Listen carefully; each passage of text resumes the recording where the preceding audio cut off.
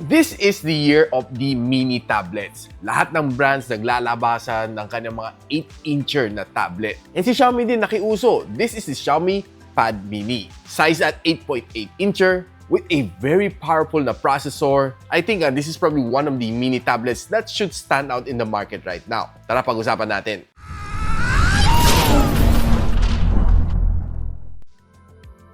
The package ko comes together with a mini cover. So right now, i-unbox muna natin.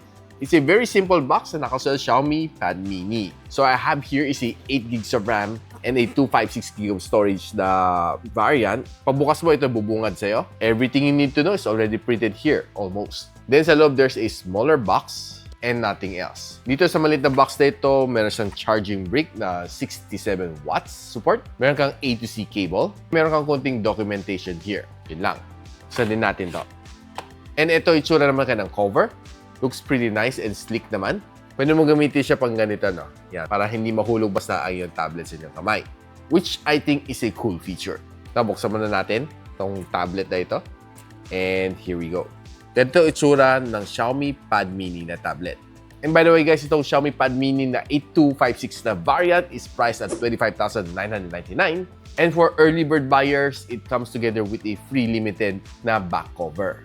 So if you're interested to know kung saan pwede mabili, I'll post the link on the description or just simply click yung YouTube shopping link na biglang lilitaw sa inyong screen. Just use the link that I provide kasi ang daming mga scammer lately kasi malapit na magpapasko. Konting ingat lang tayo. Now, itong tablet na category nito, mga 8-incher, is long dominated by Lenovo Legion na Y700. I think nasa 4th iteration na siya right now. And paganda rin naman ang tablet na yun. And this year, lahat sila nagpasukan na ng kanya-kanyang mga tablet na maliliit. And gusto ko din naman siya kasi ang liit niya, ang bilis niya hawakan just like this. So, kayang-kaya sa aking palm. It's just a little bit bigger than a normal smartphone and you can still use a one hand to hold this one. And of course, syempre, don't forget about the iPad Mini as well. One thing that I like dito sa tablet na ito is quite lightweight at 320 grams. Meron din siyang stylus support pero hindi siya kasama sa package. Sold separately siya, by the way. This one, I can say that this is dual stereo speaker. Dahil balance yung kanyang butas dito sa ibabaw and nandito sa ilalim. Which malalaman natin yung sound quality na later. And by the way, this one is being powered by Dolby Atmos. Na pag tinignan mo kanyang bezel, it's not the thinnest that I've seen on a tablet, pero it's symmetrical, kaya okay lang naman siyang tingnan. And nandito sa likod ng kanyang single camera module. Overall portability, 9 out of 10. Okay na okay siya para sa akin. And kung gusto nyo malaman ng full specs sa itong tablet na ito na. Na itong tablet na ito, on day-to-day usage, sobra siyang okay. If you're using this for just basic tasks like browsing the web, scrolling on social media, using WPS Office, walang problema dito sa tablet ito. Maning-mani sa kanya. Dahil this one, sobrang powerful ang kanyang processor. This one has a MediaTek Dimensity na 9400 plus, which is a flagship chip na meron ni MediaTek. For me, I'd say is sobrang overpowered siya, pero it's really nice to have a really capable na processor inside. Pag tinignan mo sa Antutu Benchmark 11, 2.68 million points. And kung gusto nyo malaman ibang benchmark, ito na. And hindi ka rin tinipid ni Xiaomi dito dahil this one is using a UFS 4.1, so read and write speed is definitely fast. Yun nga lang, it's running Android version 15 inside HyperOS 2. It could have been HyperOS 3 and Android version 16. I'm not quite sure kung ilang years ang update nito, pero normally it's 3 major Android updates.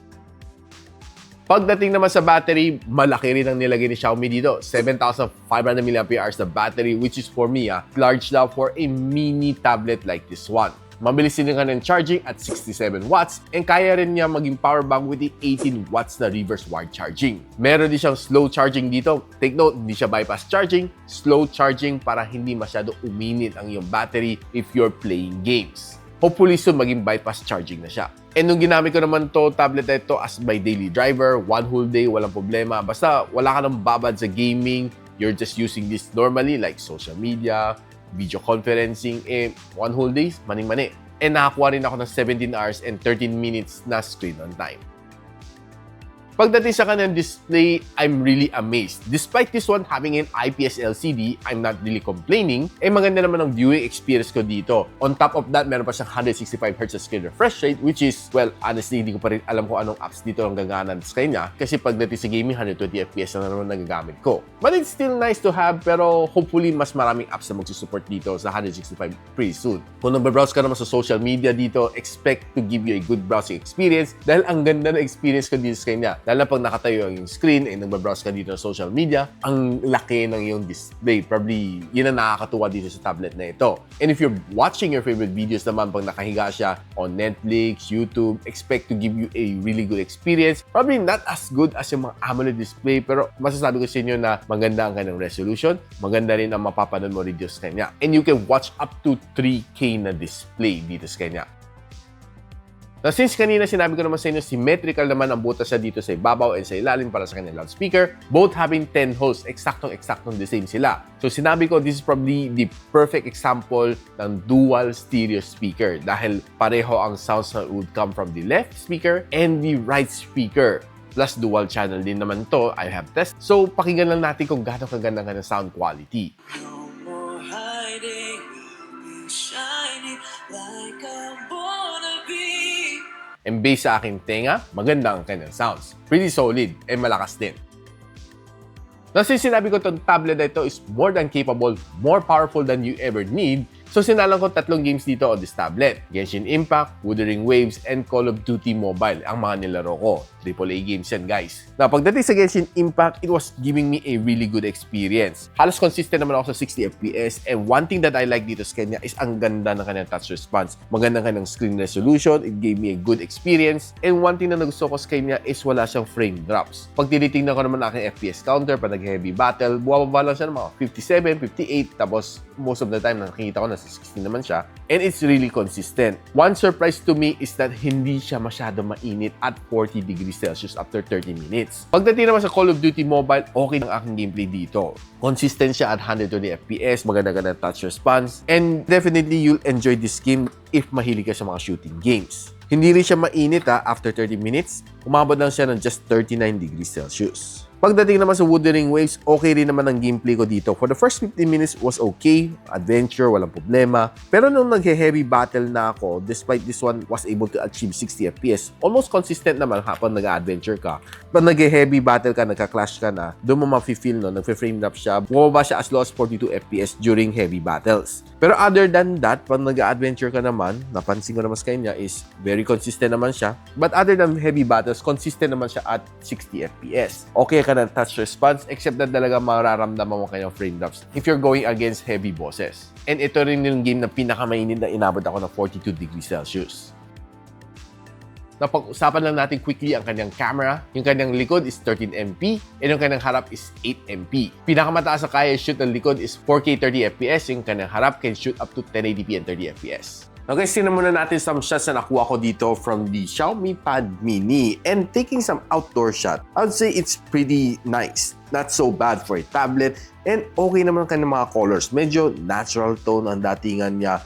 Though it's a bit rainy and actually Typhoon Ramil is here. Kaya medyo gloomy mga photo na na-capture ko dito sa aking tablet. Now if you focus naman on mga shots na nakuha ko on indoor, not so bad naman siya. It was able to perform under low light. Kayang-kaya naman niya. And taking a look at some of these Christmas decor shots, sasabihin ko sa inyo na not so bad ang mga shots na nakuha ko dito sa kanya. Pretty nice and solid to mga Christmas decors. And nung kumukuha naman ako ng mga food photography, I would say na medyo kulang ng konti ang kanyang saturation to make it more pop out and more stand out as food. Pero overall, sasabihin ko sa inyo na pretty nice and solid na mga shots na ito for a tablet. And some shots like this one, sasabihin ko sa inyo talaga na kulang talaga ang kanyang saturation, kulang ang kanyang pagka-pop out ng mga photos. But there are times na like this, mga photos na ito is not so bad. Yun talagang masasabi ko sa inyo na mga color saturation niya is medyo bitin. Like mga stuff to nito could have been better kung mas maganda lang kanyang color reproduction. Pero overall, I would say na pretty nice and solid naman siya.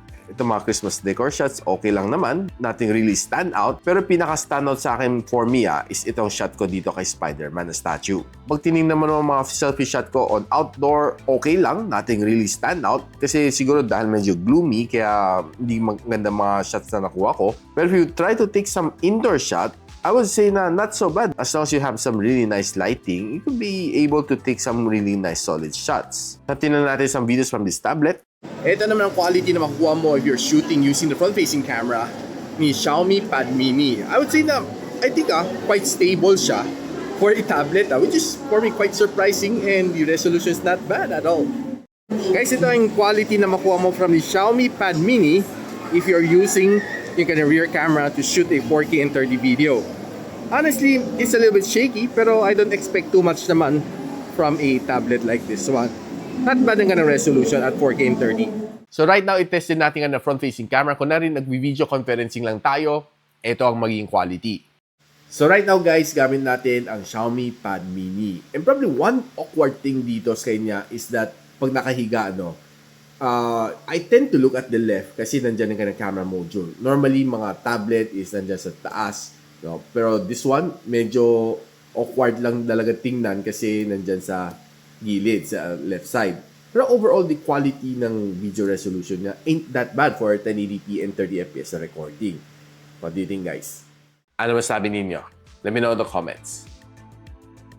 So overall, ito experience ko dito sa tablet na ito is definitely solid. Sobrang powerful ang kanyang chip. Probably the only thing na hindi ko masyado gusto dito is that dito ang kanyang front-facing camera. Could have been better kung nandito, lalo kung nakahiga ka, nagte-teleconferencing ka. Doon ako na medyo nafe-feel awkward ako kasi tumitingin ako sa kaliwa kasi nandun yung kanyang camera module just to maintain eye contact with whom you're talking to. Pero overall, yung experience ko dito is sobrang solid. AAA games kaya na maglaro. Camera is pretty not bad, or I can say na above average compared sa ibang mga tablets out there. The experience would be better if you can buy a keyboard plus a stylus for this one. Overall, masasabi ko sa inyo, this is more powerful than what you ever need for a day-to-day basis na task. For me, masasabi ko, it's more of a gaming na tablet more than a for day-to-day usage na tablet. Kaya guys, ano tingin niyo dito sa Xiaomi Pad Mini? Let me know your thoughts on the comments. Now, kung gusto nyo bumili na ito tablet na ito, don't forget to check the links that I provided below. And kung may kilala kayong mga friends, family na naghanap ng tablet or mini tablet like this one,